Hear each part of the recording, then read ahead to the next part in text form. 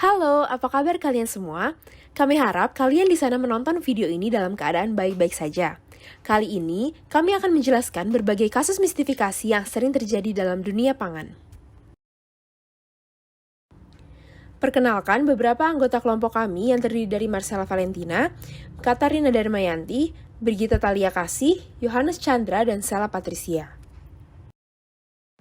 Sebelumnya, apa itu mistifikasi pangan? Pastinya istilah ini jarang sekali didengar oleh masyarakat biasa. Mistifikasi merupakan suatu kasus yang biasa dikenal dengan mitos, di mana mitos ini terjadi akibat bukti-bukti yang sangat terbatas yang mengakibatkan masyarakat mudah percaya terhadap mitos tersebut. Berikut merupakan 5 kasus mistifikasi pangan yang terjadi di kalangan nasional maupun internasional. Langsung saja ke kasus mistifikasi yang pertama, yaitu datang dari salah satu produk minuman berenergi Amerika, Bang, dengan klaimnya dapat menyembuhkan penyakit Alzheimer. Apakah benar demikian? Ya, seperti yang kita ketahui bahwa kini produk minuman berenergi semakin menjamur dan juga ngetren di mana-mana. Bahkan, ada yang menawarkan khasiat tertentu yang tidak dimiliki oleh produk lainnya. Untuk merek ini, Bang, mungkin sebagian besar dari kita, masyarakat Indonesia pastinya, masih sangat asing karena produk ini memang belum tersebar luas dan dikenal di pasaran Indonesia. Jadi, Bang ini merupakan salah satu merek minuman berenergi dari perusahaan farmasi Amerika, yaitu Vital Pharmaceuticals atau yang juga dikenal dengan VPX Sports. Berita terkini pada tahun 2020 lalu, Bang meraih penjualan tertinggi ketiga di Amerika Serikat setelah Monster dan Red Bull dalam kategori minuman berenergi. Namun, siapa yang menyangka bahwa produk yang kini menempati posisi ketiga sebagai produk dengan penjualan tertinggi pernah dikecam dan dituntut atas klaim yang menyesatkan pada tahun 2018. Seperti yang kita ketahui, bahwa biasanya konsumsi minuman berenergi tujuannya untuk meningkatkan atau menambah energi karena adanya kandungan kafein dan juga gula di dalamnya. Tetapi, pada akhir tahun 2018, muncul suatu perdebatan karena minuman energi merek Bang ini mengklaim bahwa produknya dapat membantu menyembuhkan penyakit Alzheimer. Bahkan menariknya, bukan hanya penyakit Alzheimer saja, tetapi juga penyakit demensia lainnya seperti Parkinson dan juga Huntington. Alih-alih mendapatkan respon positif dari para konsumen, tetapi malah justru mendapatkan kecaman dari berbagai pihak. Salah satunya dari minuman energi merek lainnya, yaitu Monster Energy. Perusahaan minuman energi Monster ini menganggap klaim dari Bang hanyalah omong kosong belaka karena telah mengeluarkan klaim yang menyesatkan dan merugikan konsumen yang mempercayainya. Dalam iklannya sendiri, Bang menyebutkan bahwa kandungan superkreatin dalam minuman ini dapat bekerja 20 kali lebih efisien dalam membantu mengembalikan efek penuaan pada otak. Padahal, saat dilacak dan diteliti lebih lanjut, kandungan superkreatin yang terkandung dalam minuman ini sangatlah rendah. Dengan kata lain, dalam jumlah tersebut tidak ada manfaat dari klaim yang dapat diperoleh oleh konsumen. Di samping itu juga diperkuat oleh beberapa penelitian yang dilakukan pada hewan, bahwa minuman energi memang dapat memiliki beberapa efek samping yang aneh, tetapi hingga kini belum ada penelitian yang menyebutkan bahwa minuman berenergi dapat menyembuhkan penyakit yang kronis. Oleh karenanya, Bang digugat telah melanggar Undang-Undang California mengenai iklan yang menyesatkan dan persaingan tidak sehat karena telah menganggap produknya dalam tanda kutip paling sehat dibandingkan jenis minuman energi lainnya. Di samping itu, peraturan food labeling yang diatur oleh FDA atau Food and Drug Administration juga menyatakan bahwa terkait klaim kesehatan pada produk pangan, tidak boleh mencantumkan klaim bahwa produk tersebut bisa mendiagnosis, menyembuhkan, ataupun mencegah suatu penyakit. Peraturan terkait larangan klaim pangan tersebut tentunya tidak hanya ada di California, Amerika Serikat, tetapi juga ada di Indonesia sebagaimana yang dijelaskan dalam artikel Badan Pengawasan Obat dan Makanan atau BPOM pada tahun 2016 yang berjudul Rambu-Rambu Iklan Pangan. Di sana tertulis bahwa pernyataan atau klaim pangan yang mencantumkan manfaat terkait dengan kesehatan, kepintaran, maupun kecerdasan tidak diperbolehkan. Mengingat ketiga hal tersebut sangat dipengaruhi oleh banyak hal atau faktor dan bukan akibat mengonsumsi satu jenis pangan tertentu saja. Untuk pernyataan tertulis lainnya, ada dalam Peraturan Kepala atau Perka BPOM Republik Indonesia Nomor 13 Tahun 2016 tentang pengawasan klaim pada label dan iklan pangan olahan. Tepatnya pada bab 6 pasal 28F yang berbunyi bahwa pada label dan iklan pangan olahan dilarang menggambarkan bahwa suatu komponen pangan dapat mencegah, mengobati, atau bahkan menyembuhkan penyakit. Jadi kesimpulannya, klaim terkait kasus ini adalah palsu. Dan kesimpulan lainnya, jangan mudah terhasut rayuan iklan produk minuman berenergi tertentu dengan klaim dalam tanda kutip terlalu lebay, karena memang pada dasarnya tidak ada jenis produk pangan, baik minuman maupun makanan, yang dapat menyembuhkan penyakit. Apalagi sudah diklaim penyakitnya adalah penyakit Alzheimer, dan juga berbagai penyakit demensia lainnya. Karena faktanya, hingga saat ini, hingga detik ini, masih belum ditemukan obat yang bisa menyembuhkan penyakit Alzheimer atau penyakit lainnya yang berhubungan dengan penuaan. Pernyataan yang beredar di masyarakat selanjutnya adalah ibu nifas atau ibu yang setelah melahirkan itu dilarang mengonsumsi daging, ikan, dan telur supaya bekas jahitannya cepat sembuh dan juga ketiga bahan makanan ini dapat memicu alergi. Menurut teman-teman, itu mitos atau fakta ya? Dan berdasarkan hasil penelitian yang dilakukan oleh Isfadila tahun 2018 mengenai perilaku ibu nifas tentang pantang makan di desa Ngebrak, Kecamatan Gampeng Rejo, Kabupaten Kediri, didapatkan hampir setengah responden memiliki 3 jenis makan pantangan, yaitu ikan asin, telur ayam, dan daging sapi. Pernyataan bahwa ibu nifas dilarang mengonsumsi daging, ikan, dan telur adalah mitos. Padahal fakta yang sebenarnya adalah bahan makanan ini sangat baik untuk dikonsumsi oleh ibu yang sedang nifas karena ketiga bahan makanan ini banyak mengandung protein, asam folat, zat besi, vitamin A, dan juga nutrisi yang lainnya. Dan ketika ibu nifas kekurangan protein dan asupan gizi, itu dapat menyebabkan ibu nifas mengalami anemia dan juga menyebabkan proses penyembuhan luka jahitan menjadi terhambat, sehingga menyebabkan infeksi pada luka jahitan. Untuk itu, disarankan untuk ibu nifas mengonsumsi protein sebanyak 40 gram per hari guna membantu penyembuhan luka. Sehingga jangan salah persepsi lagi ya teman-teman. Permasalahan utama anak remaja saat ini adalah berat badan yang tidak ideal atau obesitas. Banyak remaja yang menginginkan bentuk badan yang ramping tanpa melakukan olahraga atau diet yang berlebih. Nah, produk Sensa ini menjawab keluhan para remaja yang ingin memiliki bentuk badan bagus dengan usaha minimal. Tetapi, apakah kalian yakin produk Sensa sesuai dengan klaim yang diberikan? Sebelumnya, dari manakah produk Sensa ini berasal? Sensa diciptakan melalui penelitian dari Dr. Alan Hirsch, seorang ahli saraf dan psikiater. Dr. Alan Hirsch berusaha menemukan akar permasalahan dari kenaikan berat badan di Amerika.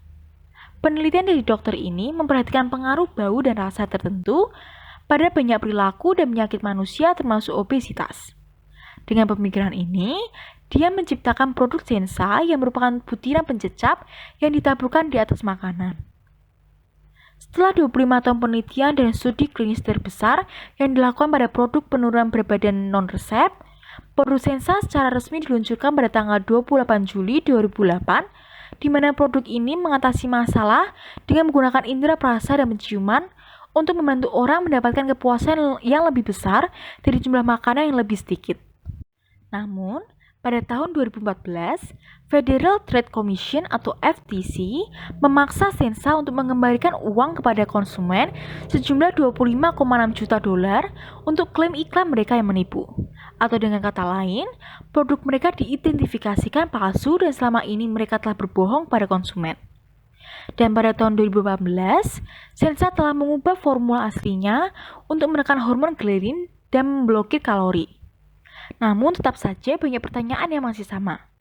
Sensa masih tidak dapat memberikan bukti penelitian untuk mendukung klaim mereka. Dan dari situs web tersebut bahkan tidak memberikan daftar bahan dari apa sebenarnya Sensa itu. Lalu, bagaimanakah produk Sensa ini digunakan? Seperti terlihat pada slide ini, produk Sensa hanya ditaburkan di atas makanan yang akan kita makan tanpa memikirkan jumlah porsi atau jenis makanan yang akan kita makan. Saat kita makan makanan yang ditaburi produk Sensa ini, reseptor bau dan rasa akan mengirim sinyal ke otak. Otak akan melepaskan hormon yang memberitahu kita kapan harus berhenti makan, atau dengan kata lain membuat kita merasa kenyang lebih cepat sehingga penurunan berat badan dapat terjadi. Sensa mengklaim sebagai solusi efektif untuk menurunkan berat badan. Terdapat 4 klaim yang diberikan oleh produk Sensa. Yang pertama yaitu memblokir 350 kalori. Produk Sensa akan memblokir kalori dan menurunkan asupan kalori secara keseluruhan, sehingga dapat mengurangi stres tentang perhitungan kalori dan menikmati makanan favorit sambil mengurangi lemak tubuh dan menurunkan berat badan. Dan yang kedua yaitu menekan hormon grelin. Hormon grelin sendiri adalah hormon yang digunakan oleh tubuh untuk mengirim sinyal ke otak untuk meningkatkan nafsu makan pada saat tubuh lapar dan membutuhkan makanan. Nah, produk Sensa ini mengklaim bahwa dengan menaburkan produk Sensa ke atas makanan dapat menekan hormon grelin, di mana akan menurunkan nafsu makan sehingga kita tidak akan makan berlebih. Selanjutnya yaitu menurunkan berat badan 30 pound selama 6 bulan. Sensa mengklaim bahwa dengan mengonsumsi produk ini, berat badan kita akan turun sebanyak 30 pound selama 6 bulan tanpa melakukan olahraga apapun. Dan yang terakhir, ada lemak akan hilang tanpa melakukan diet rumit. Maksud dari diet rumit di sini yaitu makan dengan porsi tertentu, adanya larangan makanan, dan juga pastinya olahraga yang seimbang. Tetapi dengan menggunakan produk Sensa ini, kita hanya perlu melakukan usaha minimal yang akan menghasilkan hasil yang optimal. Dan ini merupakan salah satu iklan yang dikeluarkan oleh produk Sensa, di mana dapat terlihat bahwa produk ini tuh bisa memberikan bentuk badan seperti orang gym pada umumnya tanpa melakukan kegiatan olahraga apapun. Menurut Kementerian Kesehatan Republik Indonesia, terdapat cara menurunkan berat badan yang baik dan benar.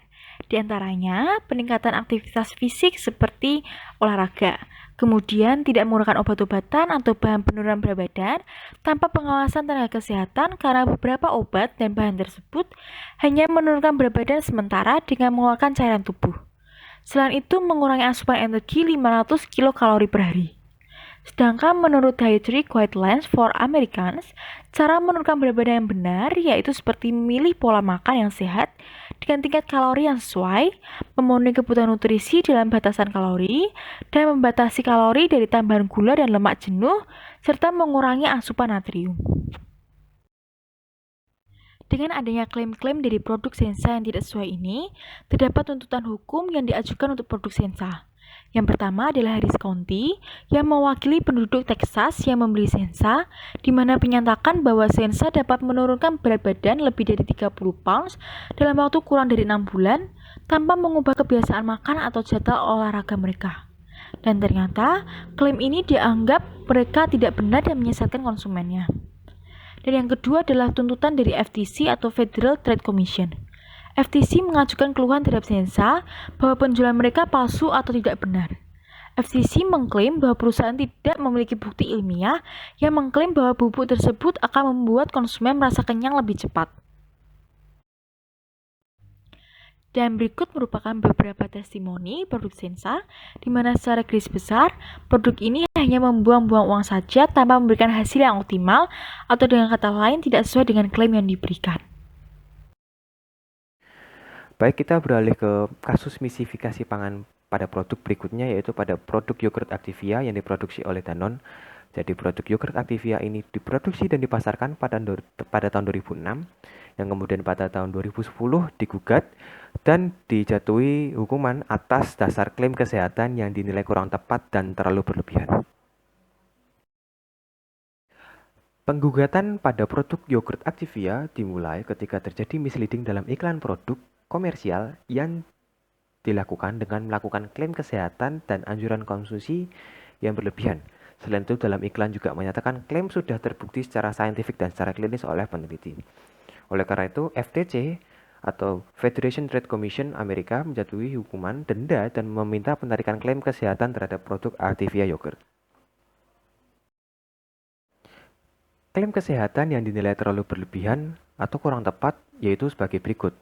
Dari segi anjuran konsumsi, yaitu dengan mengkonsumsi Activia sebanyak 3 kali setiap hari, terbukti secara klinis mampu membantu memperbaiki sistem pencernaan hanya dalam waktu 14 hari. Kemudian dari segi klaim kesehatan, produk Activia yogurt ini mampu mengurangi BAB tidak lancar dan membantu mempercepat waktu transit di dalam usus. Klaim ini dinilai terlalu berlebihan dan tidak tepat secara klinis. Kemudian apakah salah apabila suatu brand mengklaim kesehatan atas produk yogurt yang dimilikinya?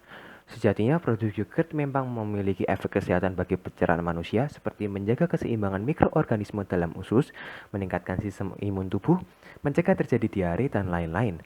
Namun, efek kesehatan tersebut masih sebatas penelitian untuk pasien tertentu dan belum mendapat pernyataan secara saintifik efek kesehatan untuk populasi secara keseluruhan. Jadi, yang digarisbawahi dalam klaim kesehatan di sini adalah penelitian-penelitian yang sudah dipublikasikan itu masih dalam populasi tertentu, bukan untuk populasi secara keseluruhan, sehingga klaim kesehatan terhadap suatu produk spesifik itu tidak dapat dilakukan, terutama pada yogurt. Selain itu juga tidak ada takaran khusus atau durasi efek kesehatan yang dapat timbul dengan mengonsumsi yogurt sehingga iklan tersebut terlalu berlebihan. Mitos terakhir yang tak kalah menarik ini sering meresahkan masyarakat, terutama para ibu rumah tangga. Memanaskan ulang sayur bayam dapat memicu kanker. Apakah benar berita tersebut hanyalah mitos? Atau sebenarnya itu adalah realita? Mari kita ulas bersama. Bayam merupakan jenis sayuran hijau yang mudah dijumpai di sekitar kita. Bahkan, bayam pun seringkali diolah dengan ditumis, dijadikan keripik, dan dijadikan sayur sop. Tetapi, hingga saat ini masih terdapat mitos pada bayam, di mana sayur bayam tidak diperbolehkan untuk dipanaskan kembali. Mitos ini beredar karena pengetahuan masyarakat mengenai kandungan nitrat yang tinggi pada bayam. Mitos mengatakan bahwa jika bayam dipanaskan kembali, maka kandungan nitrat yang terdapat pada bayam akan berubah menjadi nitrit, dan nitrit akan berubah menjadi nitrosamin yang memicu adanya kanker. Selain itu, masyarakat pun percaya bahwa jika sayur bayam dipanaskan kembali, maka vitamin yang terdapat pada bayam akan berubah menjadi racun. Lantas, bagaimana fakta yang sebenarnya? Dilihat dari senyawa yang terdapat pada sayur bayam, bayam memang memiliki kandungan nitrat yang tinggi, yaitu sekitar 5 mg per kilogram bayam. Kandungan nitrat pada bayam akan meningkat seiring dengan waktu penyimpanan yang lama, di mana nitrat ini akan bereaksi dengan udara sehingga membentuk nitrit. Nitrit dapat membentuk nitrosamin apabila bereaksi dengan senyawa lain. Nitrosamin inilah yang bersifat karsinogenik. Namun, perlakuan dengan suhu yang sangat tinggi baru akan mengubah nitrat menjadi nitrosamin. Sementara itu, kadar nitrat dalam sayuran juga dapat berkurang jika dibantu dengan perlakuan pendahuluan seperti pencucian. Fakta lainnya adalah bayam memiliki kandungan asam askorbat yang tinggi, sekitar 120 mg, dan karotenoid sebesar 7,7 mg. Adanya asam askorbat yang tinggi pada bayam dapat menghambat terjadinya sintesis nitrosamin yang berpengaruh pada pencegahan kanker. Pengolahan bayam memang seringkali dilakukan pada ibu-ibu rumah tangga. Tetapi, mitos yang beredar ini sangatlah berbanding terbalik dengan beberapa penelitian yang telah dilakukan. Beberapa efek dari pemanasan ulang bayam diantaranya adalah yang pertama, pemanasan ulang bayam dapat menguapkan kandungan nitrat. Maka dari itu, dengan adanya pemanasan ulang dapat membuat nitrat menjadi lebih sedikit dan mengurangi konversi nitrat menjadi nitrosamin. Selain itu, pemanasan ulang dapat meningkatkan antioksidan bayam. Bayam memiliki kandungan antioksidan yang tinggi, sekitar 2,29 mmol per 100 gram. Proses pemanasan bayam dapat mengakibatkan naiknya total antioksidan. Pemanasan sayur bayam selama 2 kali pun akan meningkatkan antioksidan dari 1,84 mmol jika tidak dipanaskan menjadi 2,74 mmol. Artinya, proses pemanasan menyebabkan total antioksidan pada bayam meningkat sebesar 0,9 mmol. Selanjutnya, efek lain dari pemanasan ulang bayam adalah dapat menurunkan kadar oksalat. Kandungan oksalat pada bayam per 100 gram adalah 0,97 gram. Kandungan oksalat yang tinggi dapat memberikan efek buruk bagi kesehatan seperti penyakit ginjal, usus, dan hiperoksaluria atau ekskresi oksalat urin. Penelitian Mukhtar pada tahun 2017 pun mengatakan bahwa jika memanaskan kembali bayam dalam waktu yang lama, kadar oksalat yang terdapat pada bayam akan semakin rendah. Hal ini menandakan bahwa sebenarnya pemanasan ulam bayam tidak akan memicu penyakit lainnya. Pemanasan bayam yang terlalu lama juga akan membuat bayam menjadi layu serta menggumpal yang mengakibatkan kandungan gizi seperti vitamin dan mineral pada bayam akan hilang. Maka, waktu optimal dalam merebus bayam adalah 3 menit. Jadi, apakah sayur bayam dapat dipanaskan kembali? Dari beberapa teori pendukung ini, maka dapat dikatakan pemanasan ulam bayam dapat memicu kanker hanyalah mitos. Nitrat merupakan senyawa yang stabil dan tidak mudah berubah. Perubahan ini seperti yang telah dikatakan sebelumnya bahwa konversi nitrat menjadi nitrosamin akan terjadi jika pengolahan bahan pangan dilakukan pada suhu yang sangat tinggi. Sehingga perlu diketahui bahwa memanaskan kembali sayur bayam tetap diperbolehkan, asalkan masih dalam batas wajar dengan syarat tidak direbus terlalu lama dan dengan suhu sedang atau tidak terlalu panas. Pemanasan ulam bayam bukanlah dapat memicu kanker, melainkan dapat menurunkan kandungan gizi pada bayam. Maka, dianjurkan untuk tidak memanaskan bayam sesering mungkin dan dalam waktu yang lama.